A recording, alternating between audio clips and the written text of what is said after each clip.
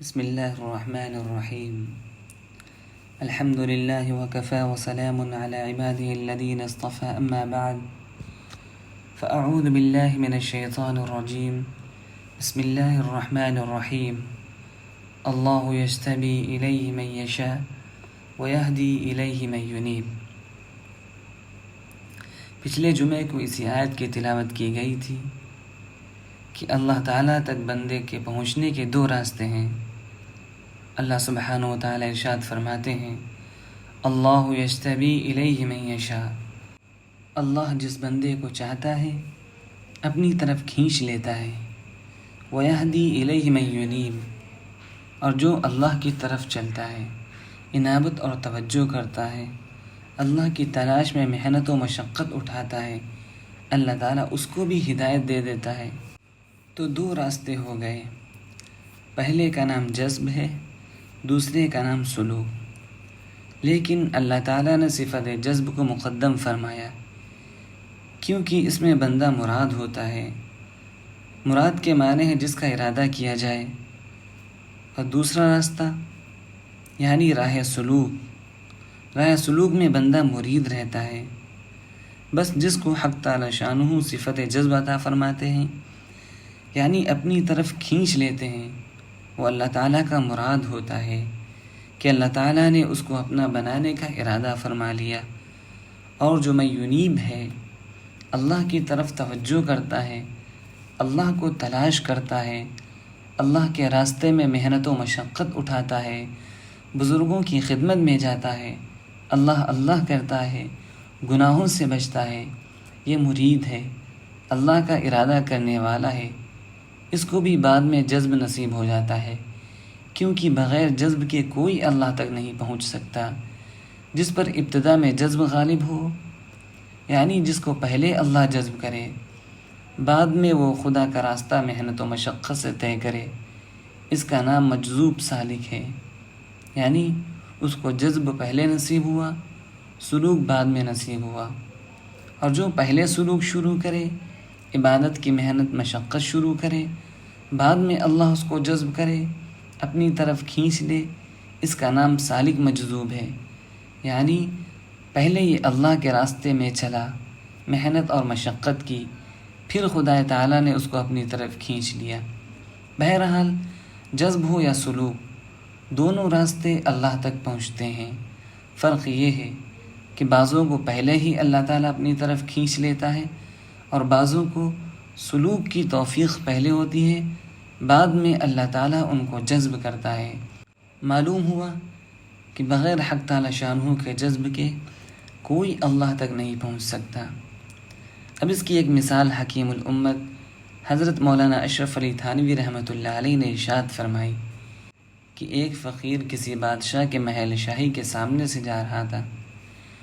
بادشاہ نے بالا خانے سے کمند پھینکی اور کہا کہ اے فقیر، اس میں بیٹھ جا، میں تجھ سے ملنا چاہتا ہوں، اور سپاہیوں سے کہا کہ اس کو اوپر کھینچ لو۔ وہ فقیر جب بادشاہ سے ملا تو بادشاہ نے پوچھا کہ تم اللہ تک کیسے پہنچے؟ اس نے کہا کہ جناب، جیسے میں آپ تک پہنچا، آپ نے کمند پھینکی، میں اس پر بیٹھ گیا، آپ نے سپاہیوں سے کھنچوا لیا، تو جس طرح میں آپ تک پہنچا، ایسے ہی جس بندے کو اللہ تعالیٰ جذب فرماتے ہیں، اس کو زمین پر توفیقات کی کمند بھیجتے ہیں، اپنی طرف کشش اس کے دل میں پیدا کر دیتے ہیں، اور وہ اللہ کا ہوتا چلا جاتا ہے۔ سن لے اے دوست جب ایام بھلے آتے ہیں، سن لے اے دوست جب ایام بھلے آتے ہیں، گھات ملنے کی وہ خود آپ ہی بتلاتے ہیں۔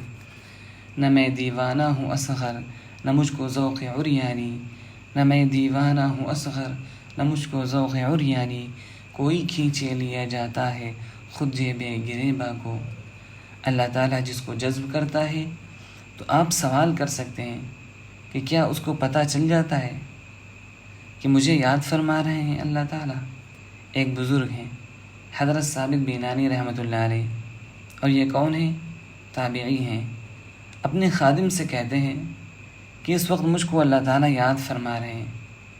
خادم نے پوچھا کہ آپ کو کیسے اطلاع ہوئی کہ اللہ آپ کو یاد فرما رہے ہیں۔ فرمایا کہ اللہ تعالیٰ نے قرآن پاک میں فرمایا ہے فَاذْكُرُونِي أَذْكُرْكُمْ، تم ہم کو یاد کرو ہم تم کو یاد کریں گے۔ اور مجھ کو اس وقت اپنی یاد کی توفیق دے دی ہے تو میں فَاذْكُرُونِی میں شامل ہو گیا۔ اب اذکرکم کا وعدہ اللہ کے ذمے ہے، اور اللہ کا وعدہ غلط نہیں ہو سکتا، لہٰذا یقیناً وہ مجھے یاد فرما رہے ہیں۔ جو بندہ زمین پر اللہ کو یاد کرتا ہے، اللہ تعالیٰ آسمان پر اس کو یاد فرماتے ہیں۔ حدیث قدسی میں ہے کہ اگر تم ہم کو دل میں یاد کرو گے تو ہم تم کو اپنے دل میں یاد کریں گے، اگر تم مجمع میں یاد کرو گے تو ہم تم کو فرشتوں کے مجمع میں یاد کریں گے۔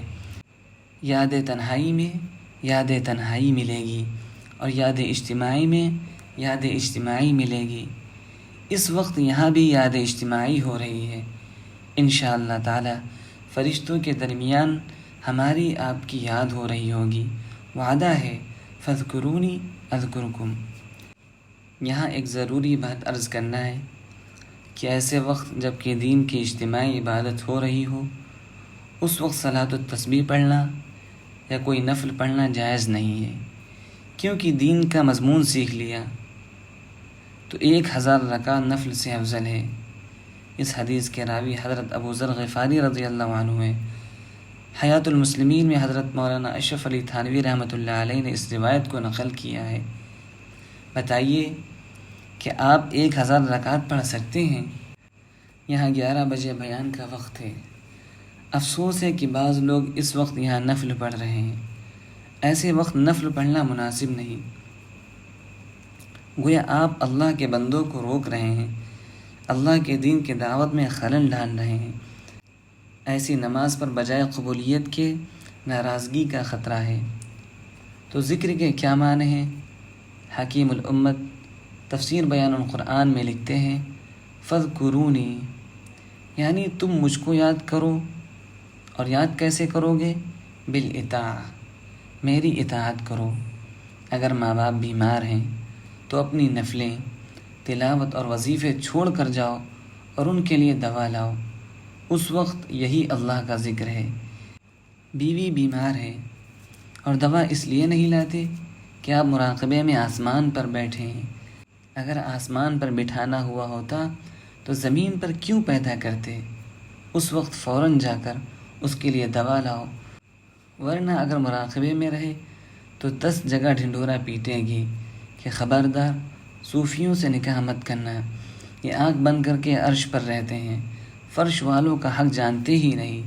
ہم بیمار تھے تو وہ مراقبہ میں آنکھ بند کر کے مسجد میں بیٹھا ہوا تھا، پھر صوفیوں کے لیے آپ مشکل کر دیں گے، ان کا نکاح مشکل ہو جائے گا۔ ایسے وقت میں بندوں کا حق ادا کرو، ماں باپ کی دوا لاؤ، بیوی بچوں کی دوا لاؤ۔ ایسے وقت میں یہی ذکر ہے، یہی عبادت ہے۔ ذکر دراصل اطاعت کا نام ہے۔ اس لیے حضرت حکیم الامت نے، علامہ آلوسی نے اور جملہ مفسرین متقدمین و متأخرین نے اس آیت کی یہی تفسیر کی ہے جس کو حضرت حکیم الامت نے بیان القرآن میں نقل فرمایا کہ فَاذْكُرُونِی، تم ہم کو یاد کرو۔ کس طرح؟ بالِاطاعہ، میری اطاعت اور فرما برداری سے۔ اذکرکم، میں تم کو یاد کروں گا۔ کس بات سے؟ بالعنایہ، اپنی عنایت سے۔ حضرت نے تفسیری جملہ ایک جگہ بالِاطاعہ بڑھا دیا اور ایک جگہ بالعنایہ، جس سے آسانی سے بات سمجھ میں آ گئی، کیونکہ یاد تو اللہ تعالیٰ سب کو رکھتا ہے، خدا بھولتا نہیں ہے۔